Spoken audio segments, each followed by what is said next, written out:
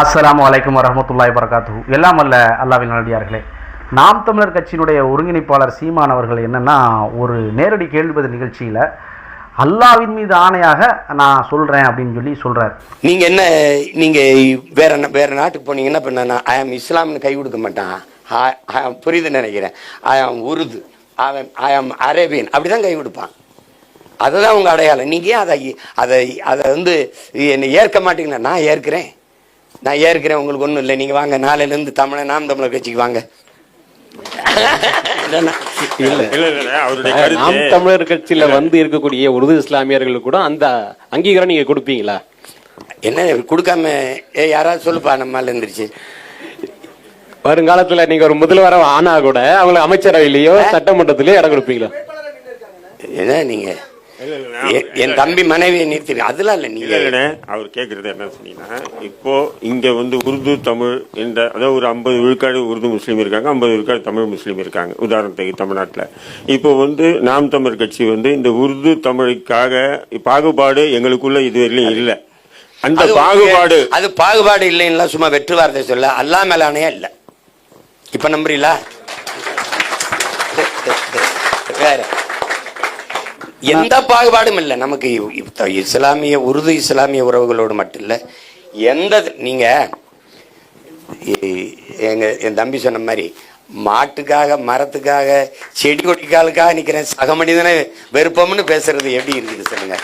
மாட்டுக்காக நிக்கிற பிள்ளைகள் இந்த நாட்டுக்காக நிக்க மாட்டோமா? அது சும்மா ஒரு பேச்சு. தமிழர்களின் பேரன்பை நீங்க புரிந்து கொள்ளுங்கன்னு தான். இல்லை, அல்லாஹ்வின் மீது ஏன் நாம் தமிழர் கட்சி ஒருங்கிணைப்பாளர் சீமான் வந்து சத்தியம் பண்றாரு அப்படின்னா, தடா ரஹீம் அவர்கள் என்ன பண்றாருன்னா, அவருடைய கட்சிக்காரவங்களை, அமைப்புல உள்ளவங்களை அழைத்து, அதே போன்று நாம் தமிழர் கட்சி சீமான் அவரையும் அழைத்து ஒரு நேரடி கேள்வி பதில். ஏன்னா எலெக்ஷன் நெருங்குது, சீமான் அவர்களை மக்கள் நம்பணும், அவருக்கு தான் ஓட்டு போடணும், மாற்று வழியாக அவர் தான் இருக்கிறாரு, அவர் தான் வந்து வரணும் அப்படின்னு சொல்லிட்டு என்ன பண்ணுறாங்க அப்படின்னா, சீமானுடைய அந்த நேரடி கேள்வி பதில் நிகழ்ச்சிக்கு அவர் ரெடி பண்ணுறாரு. அவர் பல கேள்விகளுக்கு பதிலளிக்கிறாரு. அப்படி அளிக்கக்கூடிய சமயத்தில் அல்லாஹ்வின் மீது சத்தியமாக அப்படின்னு சொல்லி சொல்கிறார். அல்லாஹ்வின் மீது ஆணையாக நான் வந்து மாற மாட்டேன், எதிராகவும் இல்லை. என்ன அந்த கேள்வியினுடைய சாராம்சம்னா, அது 8 நிமிஷம் உள்ள ஓடக்கூடிய ஒரு வீடியோ. அதில் என்ன அப்படின்னா, உருது முஸ்லீம்களை நீங்கள் ஏன் பிரித்து பார்க்குறீங்க அப்படின்னு சொல்லி கேள்வி பதிலில் நிகழ்ச்சியில் கேட்குறாங்க. அதனுடைய சுருக்கத்தை நான் சொல்கிறேன். அப்போ தமிழ் முஸ்லீம்கள் தான் முஸ்லீம்களா, நாங்கள் ஓரிரை ஏற்றிருக்கிறோம், அப்படி இருக்கும்போது நீங்கள் தமிழ் அப்படின்னு வரும்போது பிரித்து பார்க்குறீங்களே அப்படின்னு சொல்லும்போது அவர் என்ன விளக்கம் கொடுக்குறாருன்னா, நான் வந்து ஆளலாம்ங்கிற விளக்கத்தை தான் நான் சொல்கிறேன். தமிழ் பேசக்கூடிய முஸ்லீம்கள், நம்ம தமிழர்கள் ஆளணும், உங்களுடைய உரிமையை விட்டு கொடுக்குறிய, ஆனால் உருது பேசக்கூடிய முஸ்லீம்கள் வாழலாம், நான் எதிராக போகலை, எதிரானவனாக செயல்படலை, அவங்க வாழக்கூடாதுன்னு நான் சொல்லலை, அவங்க இங்கே இருக்கலாம். உங்கள் நிறுவனத்தை உங்களது பகுதிகளில் விளம்பரப்படுத்த வேண்டுமா? Do you want to improve your business?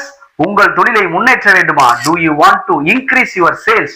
உங்களது வியாபாரத்தை அதிகப்படுத்த வேண்டுமா? உலகத்தில் உள்ள அனைத்து தமிழர்களுக்கும் அறம் வலைக்காட்சி ஒரு வாய்ப்பை தருகிறது. மிக குறைந்த விலையில் மாதாந்திர அல்லது வாதாந்திர விளம்பரங்களுக்கு நீங்கள் உடனே எங்களை தொடர்பு கொள்ளலாம். வீடியோ ஷூட் பண்றது, ஆக்ட் பண்றது, கண்டென்ட் ரெடி பண்றது, தம்ப்லைன் வைக்கிறது, ரிலீஸ் பண்றது, Facebook, Instagram, Twitter, இப்படி அனைத்து இடங்களுக்கும் உங்களுடைய வர்த்தக நிறுவனங்களை கொண்டு செல்ல வேண்டுமா?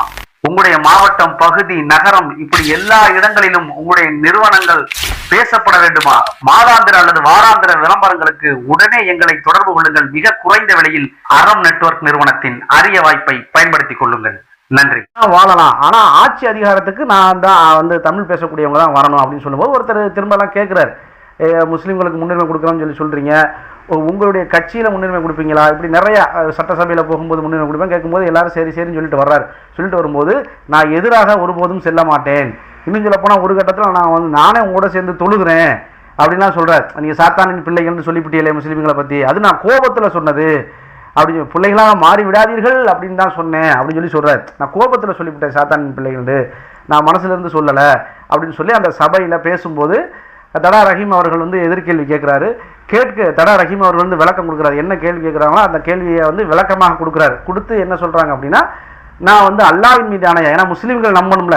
இப்போ வந்து ஒரு கிறிஸ்தவ சபையில் போய் அல்லாஹ்வின் ஆணையா சொல்ல மாட்டார், ஒரு இந்து மக்கள்கிட்ட போய் ஓட்டு கேட்கும் போதோ கேள்வி பதில் நிகழ்ச்சி நடத்தும் போதோ சொல்ல மாட்டார். முஸ்லீம்களுக்கு நம்பிக்கை வர வேண்டும் என்றால் அல்லாஹ் மீது சத்தியம் பண்ணால் தான் அவங்களுக்கு நம்பிக்கை வரும் அப்படிங்கிற அடிப்படையில் என்னை நம்புங்க, முழுமையாக நம்புங்க, என்னை அறகுறையாக நம்பாதீங்க. நான் டவுட்ஃபுல் ஆதரவாளர் கிடையாது, முஸ்லீம்களுடைய ஆதரவாளர் கிடையாது, கன்ஃபார்ம் ஆதரவாளர், முழுக்க முழுக்க உங்களுக்கு பின்னாடி தான் நிற்கிறேன், குரல் கொடுக்குறேன், மேடை உங்களுக்காகவே நான் போட்டு குரல் கொடுத்துருக்கிறேன், மற்றவங்க மேடையில் ஏறி பேசுனதை விட இஸ்லாமியர்களுக்கு ஒரு பிரச்சனை அப்படின்னா, சிறைவாசிகளுக்கு ஒரு பிரச்சனை அப்படின்னா நான் தான் குரல் கொடுக்குறேன், எனக்கும் உங்களுடைய ஓட்டுகளை கொடுங்க, வாக்குகளை தாருங்கள் அப்படிங்கிறத சொல்கிறதுக்காகத்தான் அவர் என்ன பண்ணுறாரு அப்படின்னா, அல்லாஹ் மீது சத்தியமாக அப்படின்னு சொல்லி நான் எதிராக குர்து முஸ்லிமுக்கு எதிராக கிடையாது, அவங்க இங்கே இருக்கட்டும், இது பண்ணட்டும், வாழட்டும், நம்ம தான் ஆளணும் அப்படிங்கிற மாதிரி ஒரு விளக்கத்தை அவர் கொடுக்குறார். இப்போ இந்த விளக்கத்தின் மூலமாக இஸ்லாமியர்கள் சீமான் அவர்களை நம்பலாமா கூடாதா அப்படிங்கிறத நீங்களே கமெண்ட் பண்ணுங்கள். ஒரு சில சகோதரர்கள் சொன்ன கருத்தை நான் சொல்கிறேன், நான் வந்து பார்க்கவும் செஞ்சுருக்கேன் அந்த வீடியோக்களை. சில சமுதாயம் சார்ந்து அவர் பேசும்போது என்ன செய்வார் அப்படின்னா, இப்போ ஒரு சாதி சம்பந்தமாக சாதி கூடாது, இந்த மாதிரி ஆண்ட பரம்பரைன்னு சொல்கிறதெல்லாம் கூடாது அப்படின்னு பேசும்போது, அங்கே போய் அந்த சபையில் பேசும்போது நான் வந்து உங்களுக்கானவன் அப்படிங்கிற மாதிரி பேசுவார். இப்போ தேவர் சமுதாயத்துக்கு போனார் அப்படின்னா அவங்க உங்களை சார்ந்தவன் அப்படின்னு சொல்லி பேசுவார். வன்னியர்கள்ட்ட போனால் நான் உங்களை சார்ந்தவன் அப்படின்னு சொல்லி பேசுவார்.